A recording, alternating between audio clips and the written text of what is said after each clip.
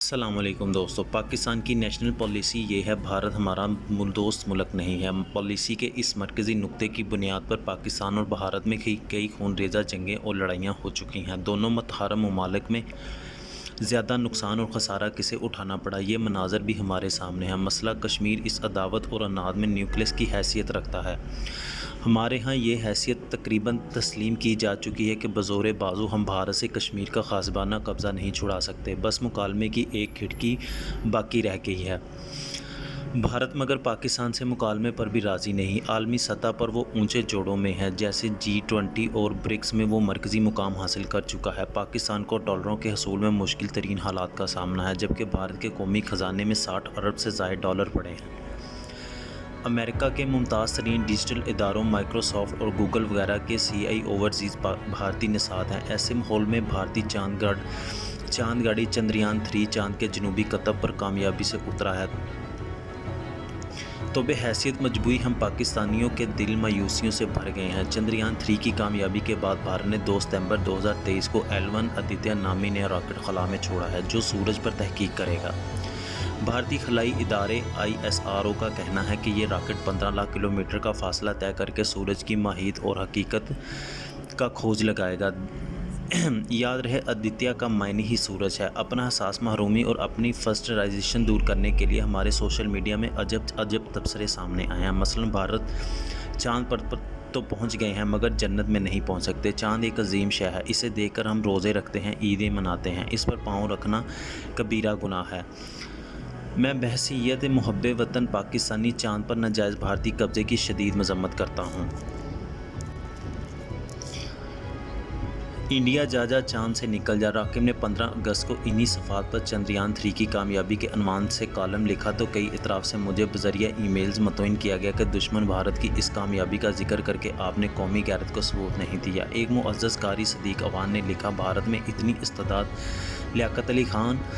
لیاقت کہاں کہ اکیلے ہی اچانک اتنی بڑی کامیابی حاصل کر لی۔ در حقیقت بھارت کے ساتھ اس کامیابی میں امریکہ اور اسرائیل کا اشتراک نظر آتا ہے۔ کینیڈا سے ایک اور قاری ڈاکٹر شاہد نے لکھا، بھارت نے ترقی یافتہ ممالک کی طرح یہ کامیابی اس لیے حاصل کی ہے کہ اس نے مذہب اور سائنس کو جدا جدا کر رکھا ہے۔ سچی بات یہ ہے کہ بھارت کے چاند پر جانے کی کامیابی حسد اور جلن سے ہم پاکستانی ہضم نہیں کر پا رہے، لیکن ایک پنجابی محاورے ہانڈی ابل کر اپنے ہی کنارے جلسائیگی کے مستاق کے بھارت کے خلاف حسد سے جل بھر کر ہم اپنے ہی نقصان کر رہے ہیں۔ بہتر ہوتا کہ ایسے موقع پر قومی سطح پر مباحثت سامنے آتے کہ بھارت کے مقابلے پاکستان کا خلائی پروگرام کس مقام پر کھڑا ہے۔ اگر کھلے قلب و ذہن کے ساتھ ایسا کوئی ایک بڑا مباحثہ سامنے لایا جاتا تو مایوسیوں میں گھری اس قوم کو کم از کم یہ تو معلوم ہو سکتا کہ بھارت تو چاند کو فتح کر کے اس دنیا کی چوتھی مون پاور بن گیا ہے، مگر پاکستان اپنے خلائی پروگرام کے تحت چاند پر پہنچنے کی صلاحیت کب حاصل کر پائے گا؟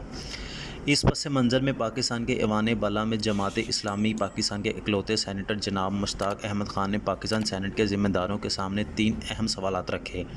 نمبر 1، کیا وزیر انچارج برائے کابینہ بتانا پسند فرمائیں گے کہ کیا اسپارکو پاکستان کا سرکاری خلائی ادارہ کا چاند کی تسخیر کا کوئی منصوبہ ہے؟ اگر ہے تو کب تک؟ نمبر 2، اسپارکو کے جولائی 2022 سے جون 2023 تک بجٹ اور اخراجات کی تفصیلات کیا ہیں؟ اسپارکو کے گزشتہ 5 سربراہان کون رہے ہیں؟ ان کے نام، تعلیمی قابلیت اور سائنسی خلائی مہارتوں کی تفصیلات دی جائیں۔ اگر سینیٹر جناب مشتاق احمد خان کے مذکورہ بالا سوالات کے درست جوابات سامنے آ جاتے تو پاکستان کے 25 کروڑ عوام جان سکیں گے کہ عالمی خلائی پروگرام میں پاکستان کس درجے پر کھڑا ہے، اور یہ بھارتی چاند گاڑی کے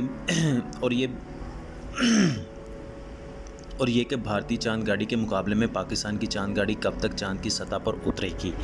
ان سوالات کے جوابات آنے پر ہمیں یہ بھی معلوم ہو سکے گا کہ خلائی دور میں پاکستان کیوں بھارت سے پیچھے رہ گیا۔ حالانکہ پاکستان کا خلائی پروگرام تو بھارتی خلائی اس عرصے میں پاکستان نے خلا میں اپنا پہلا راکٹ رہبر چھوڑ کر امریکہ اور روس کو بھی حیران کر دیا تھا۔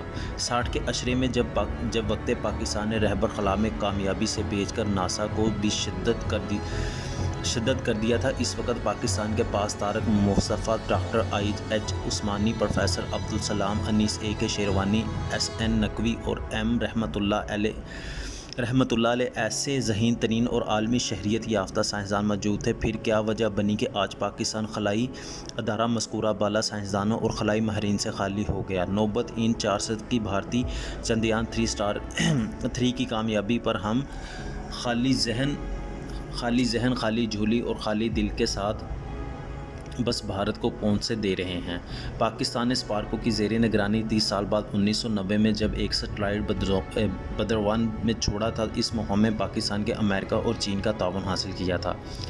اس کے بعد معاہدے خلاف اس کے بعد ہمارے خلائی ادارے میں بالکل خاموشی طاری رہی۔ حالانکہ اس ادارے کے اخراجات بستور بڑھ رہے ہیں، مگر کام رواں لمحات میں امریکہ کا سالانہ خلائی بجٹ 92 ارب ڈالرز، روس کا 4 ارب ڈالرز، چین کا 12 ارب ڈالرز اور بھارت کا 75 ملین ڈالر ہے۔ یوں کہا جاتا ہے کہ دنیا کی 4 مون پاورز میں سے بھارت واحد ملک ہے جس نے انتہائی کم بجٹ میں چاند کو فتح کرنے میں زبردست کامیابی حاصل کی۔ اس دوران قدم قدم پر بھارت خلائی دوڑ میں آگے ہی آگے بڑھتا جا رہا ہے اور پاکستان قدم قدم پیچھے لڑکھڑاتا نظر آ رہا ہے۔ پاکستان کے اس سوال کی بڑی وجہ کیا بنی؟ اس سوال کا یہ ایک جواب ہمارے ایک انگریزی محاصرے نے اپنے ادارے میں یوں دیا کہ ہمارے خلائی پروگرام اسپیس ایجنسی اور ادارے کی سربراہی ریٹائرڈ حضرات کے سپرد ہے جن کا تعلق خلا اور جدید خلائی سائنس نہ ہونے کے برابر ہے۔ نتیجہ بھی پھر وہی نکلنا جو آج ہمارے سامنے ہے۔ بھارت سرخ رو ہوا ہے اور ہمارے ہاتھ ندامت پسائی اور احساس کمتری کے سوا کچھ نہیں لگا۔ ہم نے قومی سطح پر میرٹ کی جس طرح مٹی پلید کی ہے، جس طرح اعلیٰ ترین پر مجرمانہ اقرار پر پیروی کی ہے اور جس طرح بے دردی سے اپنے ذہنوں کو مفلوج کیا ہے، اس کا نتیجہ یہ نکلا کہ ملک سے برین ڈرین ہوا ہے۔